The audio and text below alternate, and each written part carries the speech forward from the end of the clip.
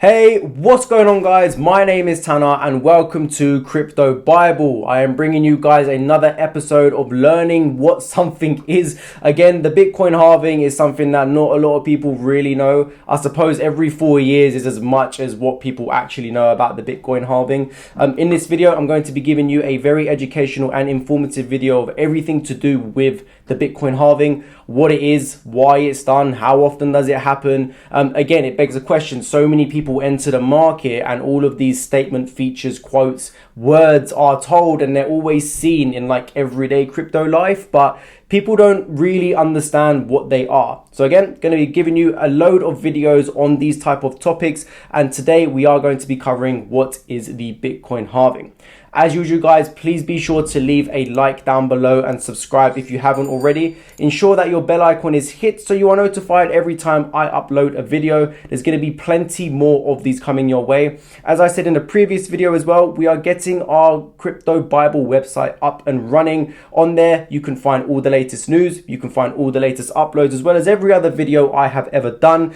We've also added a crypto ticker on there as well, so you can literally check the prices of every crypto, the market cap of every crypto. It's pretty cool. So very, very informative there too. And we're going to be adding all of these presentations on there so you can literally download them with one click and you can read them for yourself in case you ever wanted to go back to something or you missed a video. So without further ado guys, let's get into it.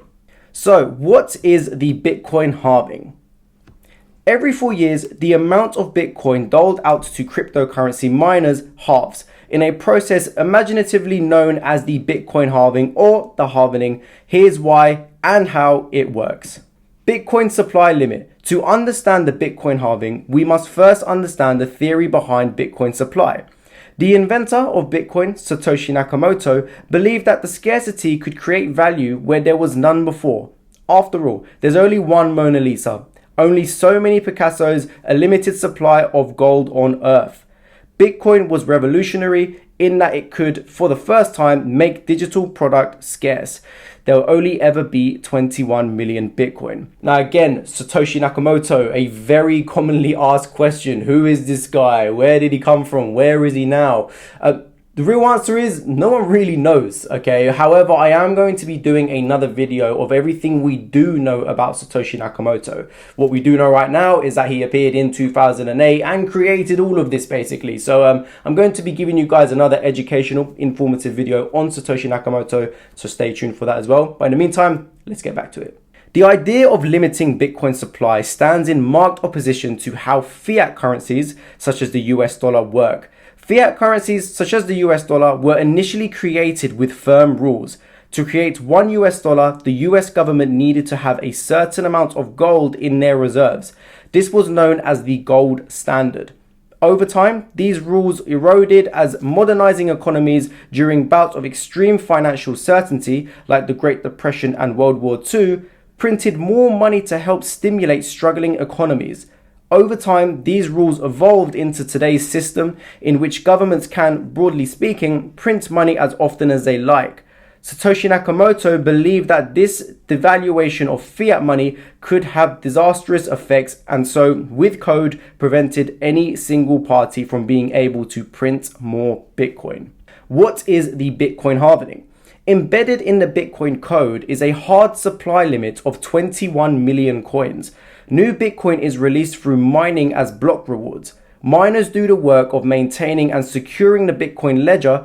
As a reward, they receive newly minted Bitcoin. However, about every 4 years, the reward for mining is halved, hence the halvening. Each halving reduces the rate of Bitcoin entering the supply until no newer Bitcoin is created at all in the year 2140. So as you can see, these Bitcoin halvings are going to be going on for about another 120 years. So by the time 2140 does come along, there'll be no more Bitcoin made. Did you know the first million Bitcoin were mined by Satoshi Nakamoto in 2009? Since then, about 89% of the total supply has been mined and only about 2.2 million more Bitcoin will ever be created. So a brief history on the Bitcoin halvings. In 2009, the Bitcoin mining rewards start at 50 Bitcoin per block. In 2012, the Bitcoin halving reduces mining rewards to 25 Bitcoin. In 2016, in the second halving, mining rewards go down to 12.5 Bitcoin, and in 2020, in the third halving, mining rewards drop to 6.25 Bitcoin.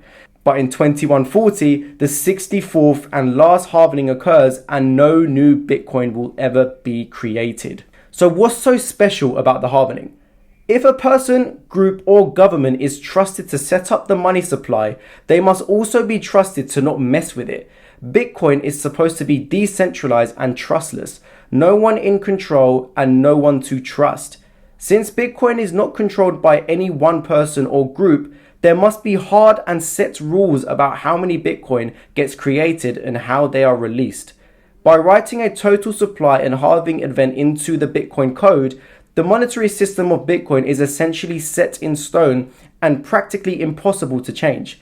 This hard cap means Bitcoin is a kind of hard money like gold, which has a total supply that is also practically impossible to change. The halving's impact on the price of Bitcoin. Now, obviously, before I do get into this, we do have to realize that the halving happens for a reason, and every 4 years, what else does occur? Usually an alt season, usually a bull run. So we're going to get into why that is. The most recent halving that happened in Bitcoin was in April last year. Hence the bull run that we're experiencing now. And the same thing happened in 2016-17 and the same thing happened in 2013 as well. So let's get back into the video. The debate over whether Bitcoin halvings impact on the cryptocurrency's price or whether they're already priced in continues to rage. According to the laws of supply and demand, the dwindling Bitcoin supply should increase demand for Bitcoin and would presumably push up prices. One theory, known as the stock-to-flow model, calculates a ratio based on the current supply of Bitcoin and how much is entering circulation, with each halving unsurprisingly impacting on the ratio. However, others have disputed the underlying assumptions upon which the theory is based. Historically, after previous halving events, the price of Bitcoin has increased, but not immediately, and other factors have played a part. At the time of the June 2016 halving, the price of Bitcoin was around $660 following the halving. Bitcoin continued to trade horizontally until the end of the month, before crashing to as low as $533 in August. But following the crash, Bitcoin's price shot up to its all-time high of over $20,000 by the end of the year, an increase of 2,916%. Similarly, in the wake of 2020 halving, Bitcoin's price increased from just $9,000 to over $27,000 by the end of the year. But in the 2 months following the halving, the price failed to break $10,000. It's also important to note that other factors also influenced Bitcoin's 2020 bull run. Most notably, growing institutional investments from the likes of MicroStrategy and PayPal's decision to enable its users to buy and hold Bitcoin. Now, of course, along with MicroStrategy and PayPal themselves, we've been seeing quite a lot of adoption recently for Bitcoin. Most notably, looking at Central and South America, we saw El Salvador make Bitcoin a legal tender. And we've also been getting a lot of news from other countries around the area, such as Paraguay, such as Panama, Argentina, Brazil, and so on. Most recently, Turkey actually created a new law that Bitcoin is going to be regulated, as well as loads of other cryptocurrencies. So crypto is being regulated, Bitcoin is being adopted widely as well. However, this does come after a massive surge in price, so you can kind of factor that into it as well. But we'll just have to wait and see what Bitcoin does within the next few months and years. So that is going to cover it for today's video on the Bitcoin halving. Hopefully you guys have learned something today as well, and you understand what the Bitcoin halving is, how often it happens, and why it happens too. If you have, please do leave a comment down below letting me know, and make sure you are liking the video too. Subscribe if you haven't already. Ensure your bell icon is turned on to be notified whenever I do upload these type of videos. And as usual guys, I'll see you very, very soon. Take it easy.